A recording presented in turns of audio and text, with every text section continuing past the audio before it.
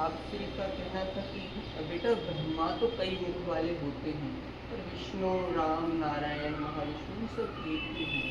पर आप श्री अपनी कथा में कह रहे थे, राम कथा में, कि विष्णु हैं, फिर महाविष्णु हैं। तो गुरुदेव इन दोनों का आपस में कोई अंतर नहीं।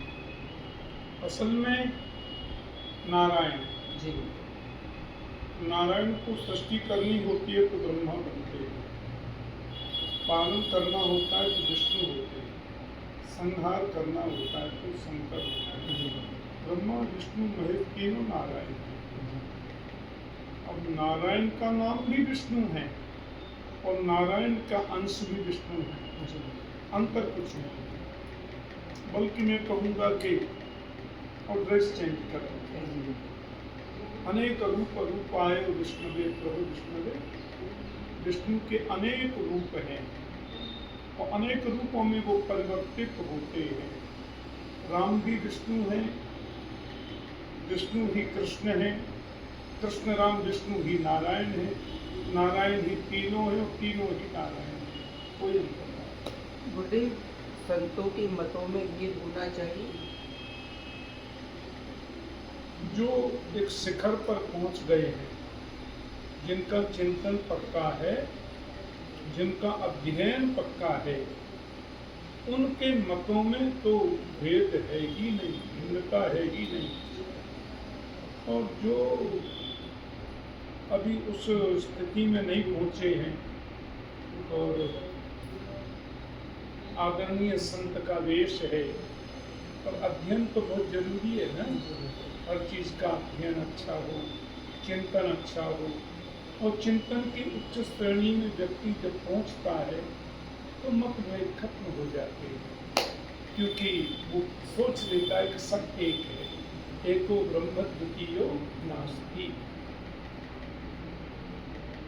गुरुदेव, आपने बहुत अच्छा कहा, और मैंने ये अनुभव किया है कि वैसे तो सभी शिष्यों के लिए अपने गुरु सर्वोपरि होते हैं, परंतु मैंने अपने बाल्यकाल से कि आपका दर्शन, आपका श्रवण किया, तो मैंने पाया गुरुदेव कि आप बिल्कुल शास्त्रोचित बात कहते हैं, और उसमें मुझे लगता है आपके द्वारा कभी कोई ऐसी वार्ता नहीं रही जिसमें कोई भेद ब्रह्म में, अवतारों में या किसी भी चीज़ में रहा हो।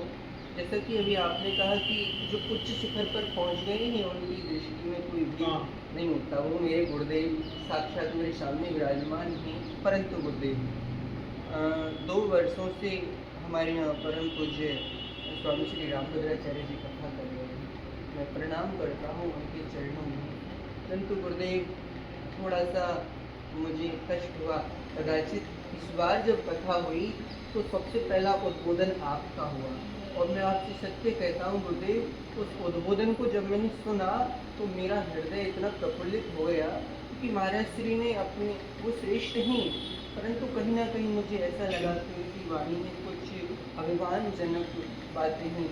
और आपने प्रारंभ में जब कहा कि जिस विषय पर महाराज कथा करने आए हैं उस विषय का तो कहना ही क्या, द्वैत, अद्वैत, विशिष्टाद्वैत। गुरुदेव, मुझे इतना आनंद लगा कि आज मेरे गुरुदेव ने बड़ी सहज भाव से एक ब्रजवासी के तरीके से उनकी बात का जवाब भी दे दिया कि ब्रजवासी किसी से कम नहीं होते, वो सरलता में दिखाते नहीं है, वो एक अलग है। तो गुरुदेव उस समय पर उन्होंने एक बात कही, मैं क्षमा चाहता हूँ, पर मुझसे ये सहन नहीं होता कि मेरे गुरुदेव समक्ष बैठे हैं, ठाकुर जी हैं, नाम से ठाकुर जी नहीं, आप ठाकुर जी ही हैं गुरुदेव, और वहाँ कोई संत ऐसी बात कहे। उन्होंने कहा कि ब्राह्मणों में भी ऊंच और नीच होती है। गुरुदेव, मुझे लगता है आज के समय में रामभद्राचार्य जी व्याकरण के विद्वान हैं। उन्होंने एक दो बात कही कि भोले और सरल संत हैं। वो बोले उपाध्याय, पाठक, चतुर्वेदी, पता नहीं क्या क्या। तो मुझे ऐसा लगा कि वो संत हैं, इस विषय में उनको उतना वो नहीं था जानकारी। और वो बोल रहे थे कि सब्जुपारी श्रेष्ठ होते हैं। देखो, पश्चिम बंगाल में जितने ब्राह्मण हैं सब उपाध्याय ही होते हैं। जो बनर्जी हैं वो गंगोपाध्याय, जो चटर्जी हैं वो चट्टोपाध्याय, जो मुखर्जी हैं वो मुखोपाध्याय, जो गांगुली हैं वो गंगोपाध्याय। नेपाल में सर्वश्रेष्ठ उपाध्याय को ही मानते हैं। और हमारे उत्तर भारत में देखें, ये उपाध्याय कोई गोत्र नहीं होता, उपाध्याय उपाधि है। उपाध्याय उसे कहते हैं जो 5,000 से लेकर 10,000 विद्यार्थियों को अपने खर्चे से अपने गुरुकुल में निःशुल्क पढ़ाए, उसको उपाध्याय कहते हैं। पर उपाध्याय गोत्र नहीं होता, उपाध्याय सनाधियों में भी होते हैं, उपाध्याय गौड़ों में भी होते हैं, और उपाध्याय कांडकुब्ज में भी होते हैं, और उपाध्याय सरजू पारीण में भी होते हैं। हमारे एक बहुत अच्छे विद्वान यहाँ आते रहते हैं, उनका नाम है श्रवण उपाध्याय, श्रवण कुमार उपाध्याय, और वो सरजू पारीण ब्राह्मण है। एक और सज्जन है, वो महाराज जी पाठक जी के बारे में कह रहे थे। एक सज्जन मेरे शिष्य हैं और वो गोरखपुर से हैं, वो पाठक हैं और वो सरजू पारीण हैं। बोले हम पाठक हैं और सरजू पारीण ब्राह्मण हैं। हम लोग उपाध्याय हैं और हम लोग सनातन ब्राह्मण हैं। तो पर वो महाराज अब चतुर्वेदी, हमारे मथुरा में माथुर चतुर्वेद विद्यालय है, और चतुर्वेदी हमारे जो विप्रकुल भूषण ब्राह्मण हैं, एक से एक विद्वान मिलेंगे। और हमारे चतुर्वेदियों में कई पाठक भी लिखते हैं। चतुर्वेदी बड़े विद्वान होते हैं, और मैं जिनसे पढ़ा था व्याकरण, वो मथुरा से ही थे, चतुर्वेदी थे। और हमारे यहाँ रंगलक्ष्मी आदर्श संस्कृत महाविद्यालय के जो प्राचार्य थे, प्रधानाचार्य जी, वो भी चतुर्वेदी थे। तो हमारे ब्रज में चतुर्वेद ब्राह्मण जो होते हैं, बड़े विद्वान, बड़े सदाचारी और बड़े पढ़े लिखे होते हैं। हमारे वृंदावन में पाठक बड़े अच्छे अच्छे विद्वान पाठक ब्राह्मण हैं। वो पाठक भी सनाड्यों में भी होते हैं, पाठक गौड़ों में भी होते हैं, और पाठक सरजू पारीण में भी होते हैं। तो अब वो महाराज जी परम पूज्य श्री राम भद्राचार्य जी महाराज भोले संत हैं। अब उनको मैंने पूछा भी था, तो बोले कि नहीं, मैं तो इसलिए बोल दिया कि वो कौन थे, वो पैसे लेकर पढ़ाते थे। तो मुझे अरे हमने की तो महाराज जी आप थोड़ा उसकी जानकारी, परंतु वो उनका बिल्कुल बाल सुलभ स्वभाव है, बच्चों जैसी उनकी भक्ति है, पर बहुत विद्वान है, बहुत आदरणीय है, और बड़े सरल भी हैं, बड़े सहज भी हैं। पर ये जरूरी नहीं होता कि हर चीज का वो व्यावहारिक जगत की सारी बातें सब संतों को भी पता हो, ये आवश्यक तो नहीं है। वो तो सन्यासी महापुरुष हैं, वैष्णव सन्यासी हैं। और दूसरी बात कि सहजता, सरलता, अच्छा मैंने देखा है कभी कभी कई महापुरुषों को और जल्दी गुस्सा आ जाती है और एक पल में ठंडे भी हो जाते हैं, तो उसका हम लोग बुरा भी नहीं मानते और मानना भी नहीं चाहिए, और उनके मन में कोई मनोमालिन्य किसी के प्रति होता भी नहीं है। और जो कहना होता है उनको ही कह देते हैं और 2 मिनट बाद ठंडे भी हो जाते हैं। इसलिए कोई विप्र समाज या हमारे विद्वान पुरुष पूज्य महाराज जी की बातों का प्रायः बुरा नहीं मानते। गुरुदेव शिष्य होने के नाते मेरा जो गुरु प्रतिभाव है, मैं क्षमा चाहता हूँ, मैं अवज्ञा नहीं कर रहा हूँ, वो विद्वान संत हैं, परंतु गुरुदेव मेरा गुरुदेव के चरणों में अनन्य था। और गुरुदेव अभी आपने कहा क्रोध, ये कुछ संत बड़ा मीठा क्रोध करते हैं। गुरुदेव आप ठाकुर जी हैं, और मैं सत्य कहूँ, हम लोग घर पे बैठकर जब कथा सुन रहे होते हैं तो कभी कभी लगता है कि गुरुदेव 60 वर्ष पूर्ण कर गए, और तो ऐसी बाल लीलाएं गुरुदेव के मंच से कभी कभी होती हैं कि उनको देखकर लगता है कि अभी ठाकुर जी बाल लीला कर रहे हैं गुरुदेव। और मैंने ऐसे समय पर आपका एक मीठा सा कभी कभी क्रोध भी देखा, कभी किसी को क्रोध से बुलाते हैं तो गुरुदेव ऐसा लगता है जैसे कन्हैया जी निधि वन में बैठे हो और मधुमंगल से कह रहे हुए चौरी सुनना है रो इसको आजा। तो गुरुदेव बड़ा आनंद प्राप्त होता है आपके दर्शन से, आपके श्रवण से। गुरुदेव दूसरा प्रश्न मुझे ये जानना था, भागवत जी मुझे लगता है कि इसमें सब कुछ भरा हुआ है, कुछ भी ऐसा नहीं है जो भागवत जी में नाम है, जैसा कि दास आपकी आज्ञा से अध्ययन कर रहा है। पूरे भागवत जी में मंगलाचरण है। अब किसी ग्रंथ के रचयिता ने रचा तो वो अपना मंगलाचरण देता है। गोस्वामी तुलसीदास जी अपना मंगलाचरण प्रस्तुत करते हैं, सूत जी अपना प्रस्तुत करते हैं। भागवत जी आपके द्वारा, भागवत जी के द्वारा हमको प्राप्त हुआ कि चतुश्लोकी भागवत को भगवान ने ब्रह्मा जी को दिया और ब्रह्मा जी ने नारद जी को दिया, नारद जी ने व्यास जी को दिया। अब व्यास जी ने उसकी रचना की तो सत्य है। मेरे मन में बार बार प्रश्न ये आते हैं गुरुदेव कि जिस प्रकार हम कभी कभी भक्तों को समझाने के लिए कुछ चीज़ें अलग से लेते हैं शास्त्रों में से, तो क्या भागवत जी ने, सूत जी ने, श्री सुखदेव जी ने भी अपनी तरफ से कुछ अलग किया है? श्रीमद् भागवत में पहले तो प्रारंभ में जो 3 मंगलाचरण हैं, पहला मंगलाचरण भगवान वेदव्यास ने कहा, दूसरा मंगलाचरण पूज्य सुखदेव स्वामी ने कहा और तीसरा मंगलाचरण सूत जी महाराज कहते हैं। और भागवत में चतुश्लोकी भागवत जो है भगवान के मुख से विस्तृत है। परमात्मा नारायण ने भागवत का उपदेश ब्रह्मा जी को दिया जो चतुश्लोकी के रूप में माना जाता है।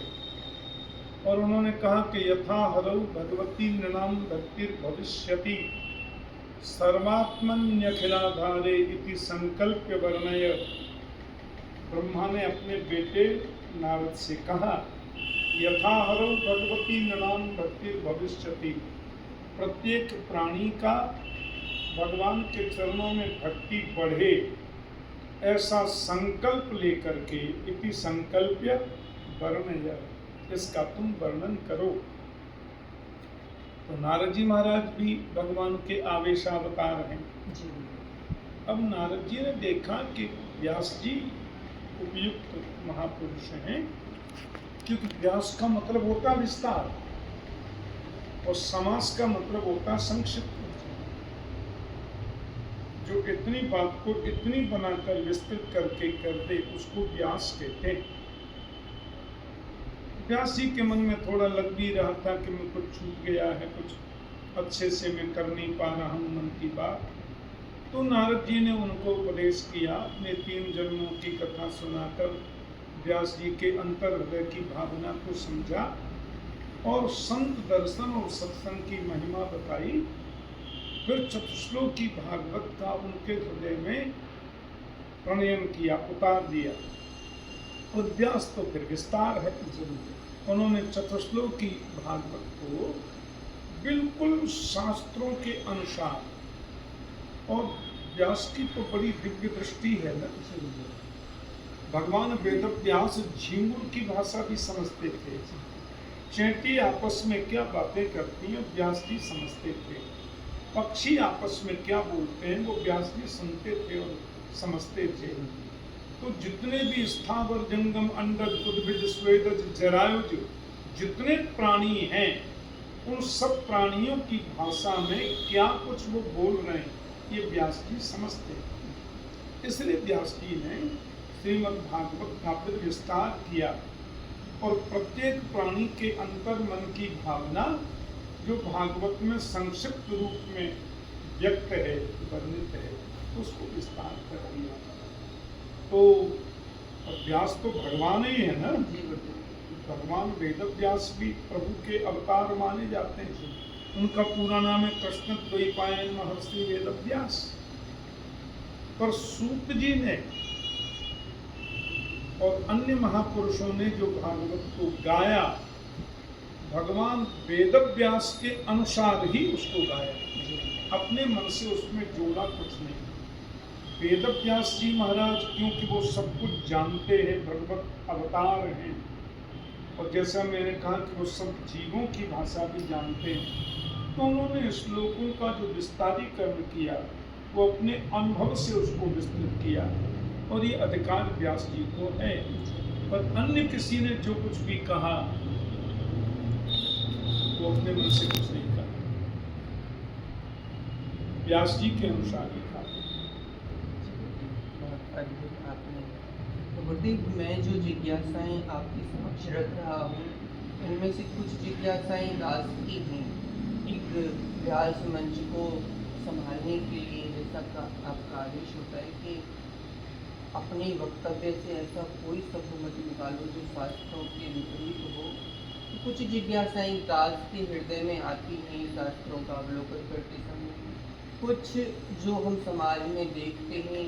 तो मुझे लगता है गुरुदेव कि जब परिपूर्ण गुरु हो तो आपको अन्यत्र भटकने की आवश्यकता नहीं है, अन्य से कहीं आपको कुछ लेने की आवश्यकता नहीं है। तो गुरुदेव, रामानंदी संत कहते हैं कि राम बड़े हैं, विष्णु छोटे हैं, और मैंने ऐसा अनुभव किया कि हमारा वृंदावन एकमात्र ऐसा है अभी वर्तमान में जहाँ चारों संप्रदाय एक जगह बैठ जाती है, एक जगह आना होता है, जाना होता है, किसी में मतभेद नहीं है। अन्य जगहों पर कहीं कहीं मुझे ऐसा देखने को मिलता है कि रामानंदी कहते हैं कि राम बड़े हैं, विष्णु छोटे हैं, और कुछ कहते हैं कि रामानुज बड़े हैं, ये छोटे हैं। तो इसमें गुरुदेव शास्त्र की मर्यादा नहीं है? कोई छोटा नहीं है, कोई बड़ा नहीं है। भगवान का जो विष्णु सहस्त्र नाम है उसमें राम का नाम है, और राम सहस्त्र नाम में विष्णु का नाम है। और आश्चर्य की बात ये है कि श्रीमद् भागवत में जहाँ भी कृष्ण की स्तुति गाई जाती है, सामने कृष्ण विराजे हैं, ब्रह्मा जी स्तुति गा रहे हैं, और स्तुति में नारायण का नाम ले रहे हैं। नारायणस्तुम नहीं सर्वदेहि नाम, आत्मा सधीसाखिल लोक साक्षी। ब्रह्मा जी कह रहे हैं भगवान कृष्ण से, आप नारायण, आत्मा सधीसाखिल लोक साक्षी। और जहाँ राम की स्तुति चल रही है वहाँ विष्णु का नाम ले रहे हैं, और जहाँ विष्णु की स्तुति चल रही है वहाँ राम का नाम ले रहे हैं, और जहाँ नारायण की स्तुति चल रही है वहाँ कृष्ण का नाम ले रहे हैं। तो कोई अंतर नहीं है, और मैंने स्पष्ट कहा भी था, राम ही कृष्ण है, कृष्ण ही नारायण है, नारायण ही विष्णु है, विष्णु ही राम है। परंतु कहीं कहीं जिसमें थोड़ा लगाव होता है ना अपना, फिर उसको सर्व रूप से श्रेष्ठ मान लेते हैं। अब राम को यदि श्रेष्ठ माने तो नारायण ही तो श्रेष्ठ हुए, और नारायण को यदि श्रेष्ठ माने तो राम ही तो श्रेष्ठ हुए, और राम नारायण को श्रेष्ठ माने तो कृष्ण ही तो श्रेष्ठ हुए। क्योंकि अनेक रूप रूपाय विष्णवे प्रभु विष्णवे, अंतर तो कुछ है ही नहीं। क्या अंतर है? देखो आप, हम जैसी कृष्ण दिन भर बोलते हैं, राधा कृष्ण की उपासना करते हैं, गिरधर लाल की पूजा करते हैं, मंत्र हमारा नारायण का है। हम लोग रामानुज संप्रदाय से हैं, तो नारायण मंत्र जपते हैं और पूजा कृष्ण की कर रहे हैं, क्योंकि अंतर है ही नहीं। अंतर समझना ही सबसे बड़ी नासमझी है। ना समझ था तो ये मन में बात आई, ना समझता तो ये समझा था कि कुछ समझूं तुझे, ना समझता तो ये समझा था कि कुछ समझूं तुझे, जब समझ आई तो यह समझा कि कुछ समझूं नहीं। कौन है गुलशन के जिस गुलशन में रोशन तू नहीं, कौन है वह गुल कि जिस गुल में तेरी खुशबू नहीं। तो जब तक नासमझी रहती है तो ये सोचते हैं ये समझें, इनको समझें, राम बड़ा, कृष्ण बड़ा, गोविंद बड़ा, ये बड़ा, वो बड़ा, ये बड़ा। और जब समझ आ गई तो ये समझ में आता है कि समझने को कुछ है ही नहीं, एक ही तो है। अनेक रूप रूपाय विष्णवे प्रभ विष्णवे, एको ब्रह्म द्वितीयो नास्ति। ब्रह्म एक है, दो नहीं है। ब्रह्म एक है, नाम उसके अनेक है। नाम में क्या फर्क पड़ता है? अनेक नाम है भगवान के, विष्णु सहस्त्र नाम, गोपाल सहस्त्र नाम, राम सहस्त्र नाम, सब नामों को जपो, चीज तो एक ही है।